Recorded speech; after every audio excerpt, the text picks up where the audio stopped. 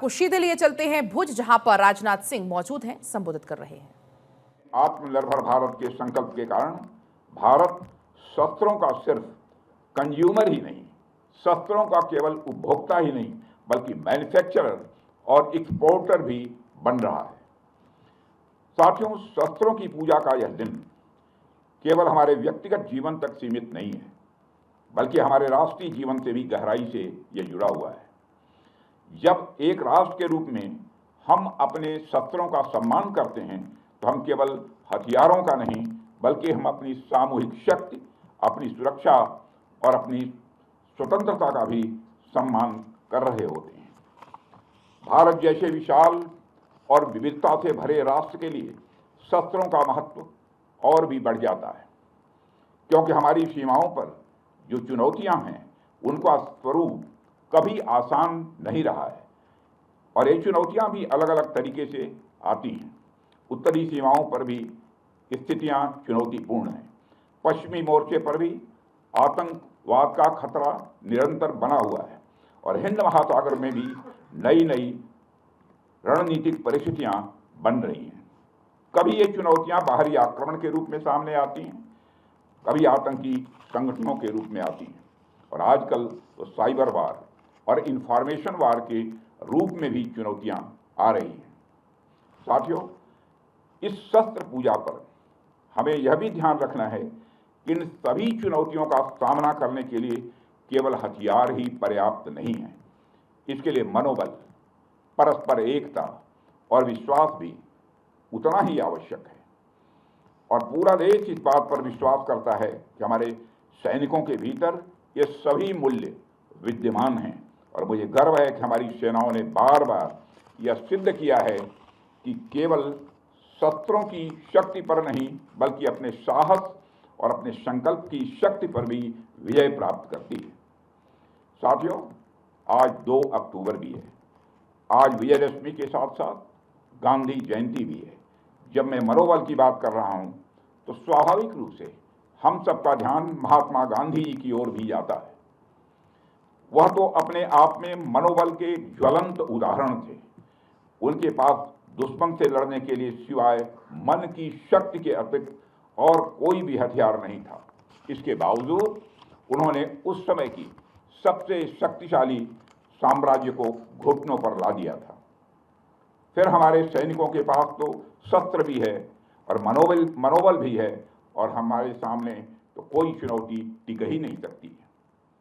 साथियों, ऑपरेशन सिंदूर के दौरान हमारी आर्म्ड फोर्सेस ने यह दिखा दिया कि भारत की संप्रभुता को चुनौती देने वाली ताकतें चाहे जहां कहीं भी छिपी हों, हम उन्हें ढूंढकर उनका खात्मा करने की शक्ति रखते हैं। दुनिया की कोई भी ताकत हो, यदि वह हमारी संप्रभुता को चुनौती देगी तो भारत चुप नहीं रहेगा। श्री रामचरितमानस में एक चौपाई में भगवान श्री राम ने भी कहा है, देव दनुज भूपति भटनाना, संबल अधिक हो बलवाना, जो रण हमहि पचारे कोई, लड़हि सुखेन कालु किन होई। मतलब वो चाहे कोई भी हो, यदि रण में हमें ललकारे तो हम उससे सुखपूर्वक लड़ेंगे, चाहे वह काल ही क्यों न हो। इसी प्रकार आज का भारत कहता है, चाहे आतंकवाद हो या किसी भी तरह की समस्या, हम सबसे निपटने और जीतने की पूरी क्षमता रखते हैं। साथियों, ऑपरेशन सिंदूर के दौरान पाकिस्तान ने लेह से लेकर सरक्रीक के इस इलाके तक भारत के डिफेंस सिस्टम को भेजने की नाकाम कोशिश की।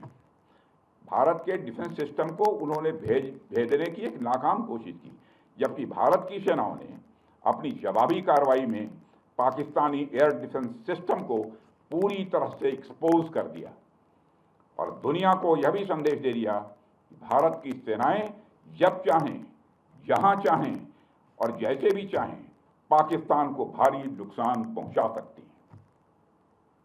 अपने सामर्थ्य के बावजूद हमने संयम का परिचय दिया, क्योंकि हमारी सैन्य कार्रवाई आतंकवाद के विरोध में थी। इसको एस्केलेट करके जंग छेड़ना ऑपरेशन सिंदूर का उद्देश्य कभी नहीं था। मुझे इस बात की खुशी है कि भारतीय सेनाओं ने ऑपरेशन सिंदूर के सभी मिलिट्री ऑब्जेक्टिव यानी सभी लक्ष्यों को सफलतापूर्वक प्राप्त करने में कामयाबी हासिल की है। मगर आतंकवाद के खिलाफ हमारी लड़ाई जारी है। साथियों, आज़ादी के 78 साल बीत जाने के बावजूद सरक्रीक इलाके में सीमा को लेकर एक विवाद खड़ा किया जाता है। भारत ने कई बार बातचीत के रास्ते इसका समाधान करने का प्रयास किया है, मगर पाकिस्तान की नीयत में खोट है, उसकी नीयत साफ नहीं है। जिस तरह से हाल में पाकिस्तान की फौज ने सरक्रीक के सटे इलाकों में अपना मिलिट्री इंफ्रास्ट्रक्चर बढ़ाया है, वह उसकी नीयत बताता है। साथियों, भारत की सीमाओं की रक्षा भारतीय सेनाएं और बॉर्डर सिक्योरिटी फोर्स मिलकर मुस्तैदी से कर रही हैं।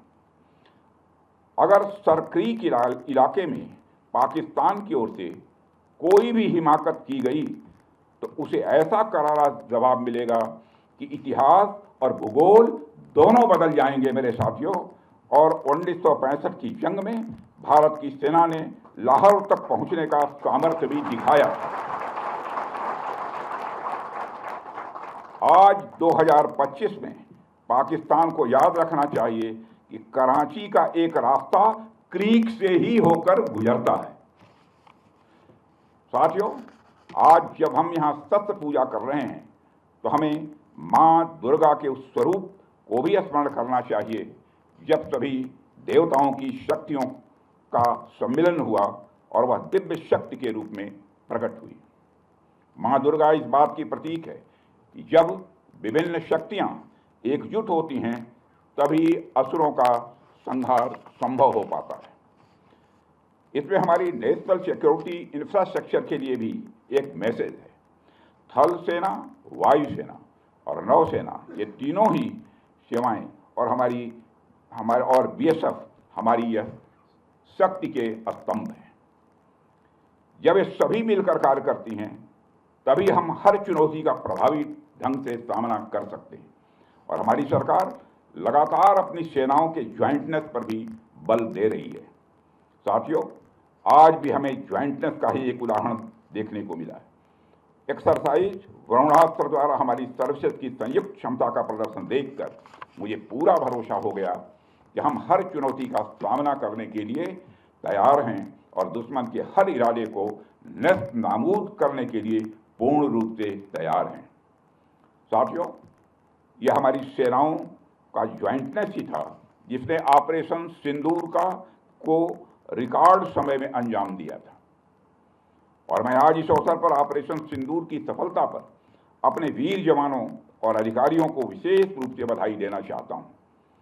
आपकी रणनीति, आपका साहस और आपकी क्षमता ने यह साबित कर दिया है कि भारत हर परिस्थिति में दुश्मन को मात देने में पूरी तरह से सक्षम है। मुझे पूरा विश्वास है कि आप सबका साहस, आप सबका शौर्य इसी प्रकार भारत की प्रभुता, संप्रभुता और अखंडता की रक्षा करता ही रहेगा। अंत में शस्त्र पूजा के इस अवसर पर मैं माँ दुर्गा से ही प्रार्थना करता हूँ कि वह हमारे शस्त्रों को सदैव धर्म की रक्षा के लिए प्रेरित करे, हमारे सैनिकों को असीम शक्ति और वह साहस प्रदान करे ताकि वो इसी तरह अधर्म और आसुरी शक्तियों के नाश के लिए काम करते रहें और इस राष्ट्र को अजेय और अभेद्य बनाए रखें। और साथ ही मैं आपकी, आपके परिवार की और परिवार के सभी जनों की विजयादशमी के इस शुभ अवसर पर अच्छे स्वास्थ्य और सदैव उन्नति की कामना करते हुए और आप सभी को पुनः विजयादशमी के पावन पर्व की हार्दिक बधाई देते हुए अपना निवेदन समाप्त करता हूँ। बोलिए भारत माता की जय, भारत माता की जय, भारत माता की जय। बहुत बहुत तो आप सुन रहे थे रक्षा मंत्री राजनाथ सिंह को। भुज में शस्त्र पूजा में वो शामिल हुए और उन्होंने इस बात का जिक्र किया